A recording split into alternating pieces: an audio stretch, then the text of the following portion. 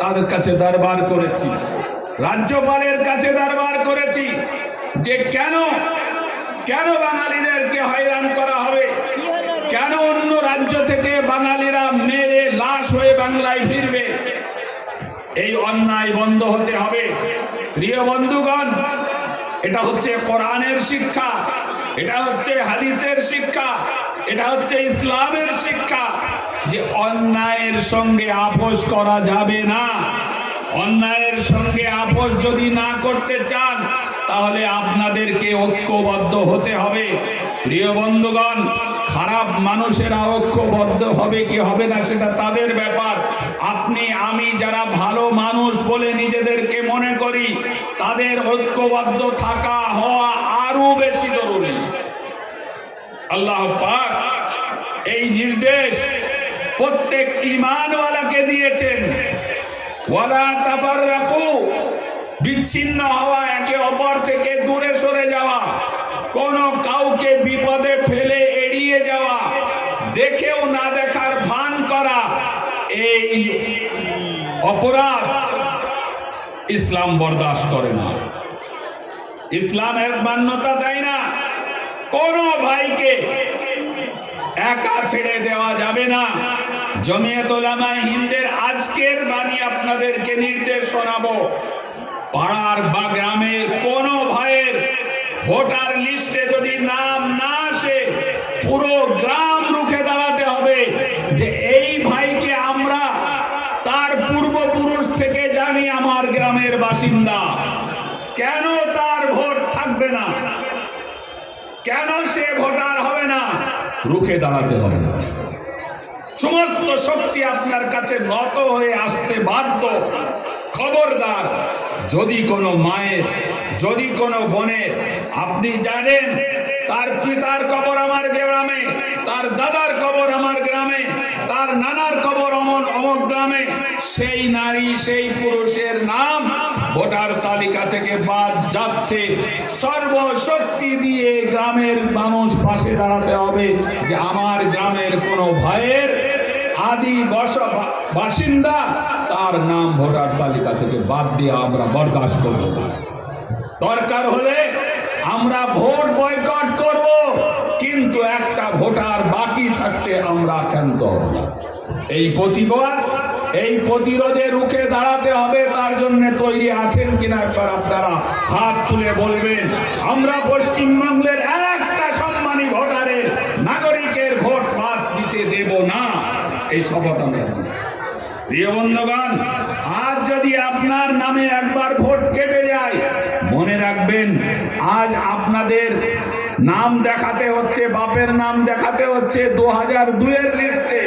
আগামী দিনে এনআরসি এসে দাঁড়িয়ে যাবে আপনার দুয়ারে, আপনার ভোটার লিঙ্ক, আপনার বংশ পরিচয় নিয়ে যেতে হবে একেবারে 1952 সালে। আজ 2002-এর তালিকা দেখছে, সেদিন দেখবে 1952-এর তালিকা। তখন চরম ভোগান্তির শিকার হতে হবে। যা আমাদের পাশের রাজ্য আসাম দেখছে, আমাদের নিকটে প্রতিবেশী রাজ্য, দৈনন্দিন সেখানে একটার পর একটা কেলেঙ্কারি তৈরি হচ্ছে। প্রিয় বন্ধুগণ, সেখানকার মুখ্যমন্ত্রীর ভাষা, তার বক্তব্য একেবারে অসভ্যতায় ভরা। জমিয়ত উলামায়ে হিন্দ, কেন্দ্র জমিয়ত উলামায়ে হিন্দ আজকেই লেটার পাঠিয়েছে যে আসামের মুখ্যমন্ত্রীর বিরুদ্ধে প্রত্যেকটি থানায় এফআইআর করবে জমিয়তের কর্মীরা।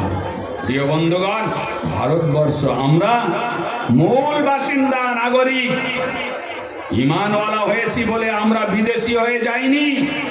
আমরা ভারতীয়, আমার পূর্বপুরুষ ভারতীয়, তবে সেই সাথে ঈমানওয়ালা ভারতীয়। আমরা পিছিয়ে যেতে পারি না। আমরা ইংরেজের বিরুদ্ধে কোনোদিন পিছন তাকাইনি, আমরা সামনে গুলি চলেছি। একটা ঘটনা আপনাদেরকে বলি, খান আব্দুল গফফার খান, যাদেরকে ইতিহাসে মহাত্মা গান্ধী বলে জানা হয়, সীমান্ত গান্ধী বলে জানা হয়, জালিয়ানওয়ালা বাগ, সেখানে ইংরেজরা একতরফাভাবে গুলি চালিয়ে প্রতিবাদীদেরকে মেরেছিল। খান আব্দুল গফফার খান, তাকে জিজ্ঞাসা করা হয়েছিল যে আপনি এই হত্যাকাণ্ড সম্পর্কে কিছু বলবেন, এই প্রতিবাদীদের সম্পর্কে কিছু বলবেন।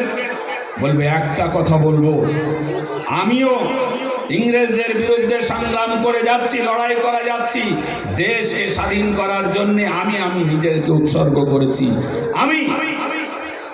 আমি আপনাদেরকে বলছি, জালিয়ানওয়ালা বাগে যত মুসলমান শহীদের লাশ পড়ে আছে, একটা শহীদের লাশে যদি পিঠে গুলি দেখাতে পারে, আমি চিরতরে স্বাধীনতার আন্দোলন থেকে নাম কেটে দেব।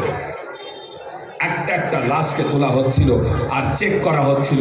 প্রিয় বন্ধুগণ, প্রায় 250টি লাশ তোলা গেল, দেখা গেল প্রত্যেকটা শহীদের বুকে গুলি লেগেছে, একটা গুলিও কারো পিছনে লাগেনি। বলুন সুবহানাল্লাহ।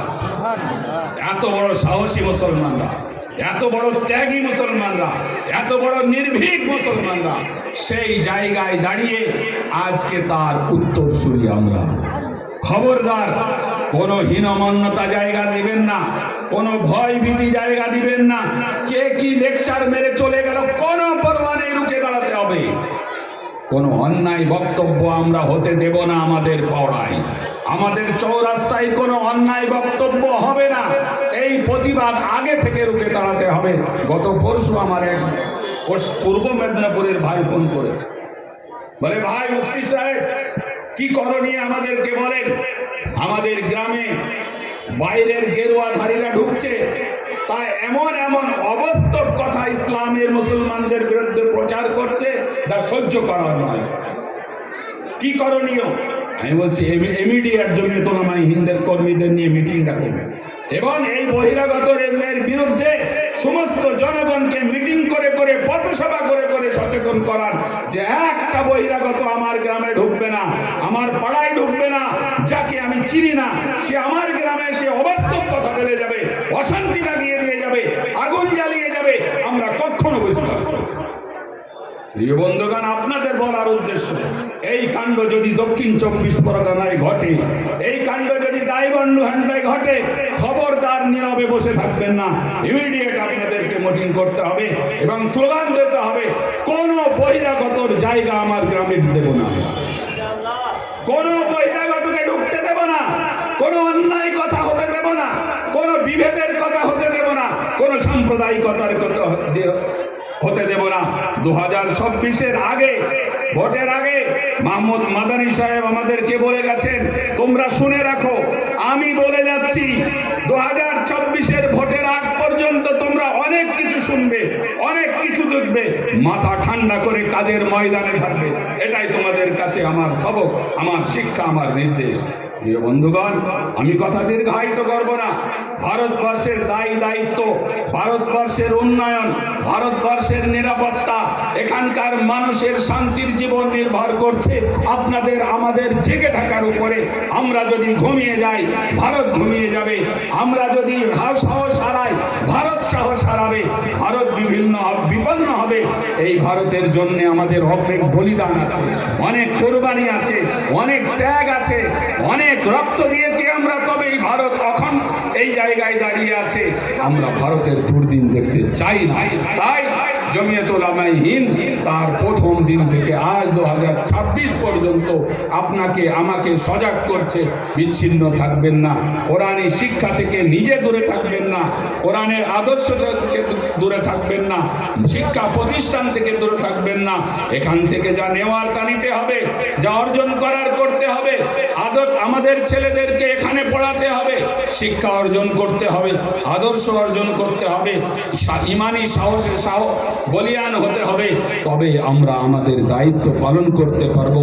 এই লালপুর মাদ্রাসার এই উপস্থিতিকে আমি সম্বোধন জানাই, আমি শুকরিয়া জানাই। দীর্ঘক্ষণ ধরে আপনারা বসে আসছেন, এরপরেও আপনারা অনেক আলোচনা শুনবেন, কিন্তু আমি আবার বলছি 2026-এর ইলেকশন না হয়ে যাওয়া পর্যন্ত আমাদের অনেক দায়িত্ব, অনেক গুরুত্বপূর্ণ ভূমিকা পালন করতে হবে, অনেক মাথা ঠান্ডা রেখে কাজ করতে হবে। তার প্রথম চ্যালেঞ্জ আমাদের কাছে, যাতে কোনো বৈধ নাগরিকের ভোটার লিস্ট থেকে বাদ না যায়। তারপরে দ্বিতীয় দায়িত্ব, অলিতে গলিতে কালা ঘুরছে তার তালিকা তৈরি করা, তার নজরদারি করা। খবরদার কোনো বদমাইশকে নিজের গ্রামে ঢুকতে দেবেন না, কোনো বাজে আলোচনা করতে দেবেন না। তার জন্য আওয়াজ আগেই লাগিয়ে দিতে হবে। আমরা গ্রামবাসীরা কখনো কোনো বাজে আলোচনা, বাজে কথা আমার গ্রামে হতে দেব না। এই দায়িত্বটুকু অনুগ্রহ করব। জমিয়ত উলামায়ে হিন্দের একজন দায়িত্বপ্রাপ্ত হিসাবে আপনাদের কাছে অনুরোধ রেখে দিয়েছি, খবরদার অবহেলা করবেন না। এটা মনে করবেন না এক কান দিয়ে শুনলাম আর এক কান দিয়ে বার করে দিলাম, মিটে গেল, তা কিন্তু হবে না।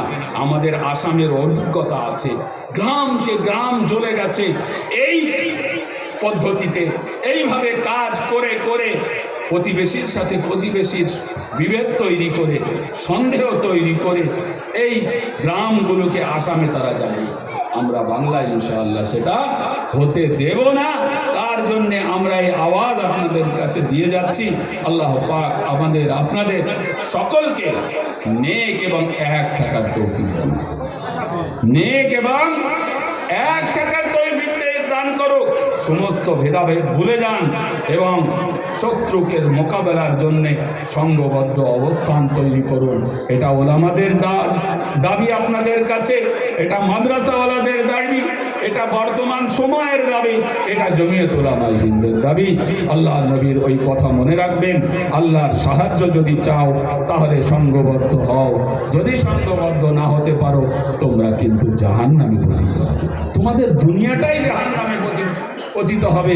আখিরাতের জাহান্নাম, পরকালের জাহান্নাম তো পরের কথা, এই দুনিয়াটাই জাহান্নামে পরিণত হবে যদি মুসলমানরা বিচ্ছিন্ন, বিক্ষিপ্ত এবং বিভক্ত হয়ে যায়, ঐক্যবদ্ধ না থাকে। সেই দিন যেন আমাদের সামনে, আমাদের সন্তানদের সামনে না আসে। আল্লাহ পাক আমাকে আপনাকে সেইভাবে গড়ে ওঠার এবং গড়ে তোলার দায়িত্ব পালন করার তৌফিক দান করুক। ওয়া আখিরু দাওয়ানা আনিল হামদুলিল্লাহি রাব্বিল আলামিন। আপনাদের এই স্বতঃস্ফূর্ত উপস্থিতি এবং দান, এই প্রতিষ্ঠানের প্রতি আপনাদের ভক্তি, হাদিস অনুযায়ী আল্লাহ পাক বলছেন ওয়াজাবাত মুহাব্বতি লিল মুতাজালিসিনা ফিয়া। আমি আল্লাহ স্বয়ং ঘোষণা করছি, যারা আমার ভালোবাসায় একত্রিত হয়, এক মজলিসে বসে, একসঙ্গে খায়, একসঙ্গে আলোচনা করে, তাদের জন্য আমার ভালোবাসা আমি ওয়াজিব, অনিবার্য করে দিলাম। বলুন সুবহানাল্লাহ। ওয়া আখিরু দাওয়ানা আলহামদুলিল্লাহি রাব্বিল আলামিন। আসসালাতু ওয়াসসালামু আলা সাইয়্যিদিনা মুহাম্মাদিন ওয়া আলিহি ওয়া আসহাবিহি আজমাইন। অনেক দূর থেকে এসেছি, কালকে সকালে আবার পূর্ব মেদিনীপুর যেতে হবে। এই সামান্য কিছু আবেদন নিবেদন আপনাদের কাছে করজোড়ে রেখে আমি আমার কথা শেষ করছি। আল্লাহ পাক আপনাদেরকে ভালো রাখুক, এই প্রতিষ্ঠানকে বড় করুক এবং কিয়ামত পর্যন্ত এই প্রতিষ্ঠান থেকে দ্বীনে ইসলামের খিদমত হোক। এই আমাদের দোয়া, এই আমাদের কামনা। আল্লাহুম্মা আমিন। জাযাকাল্লাহ।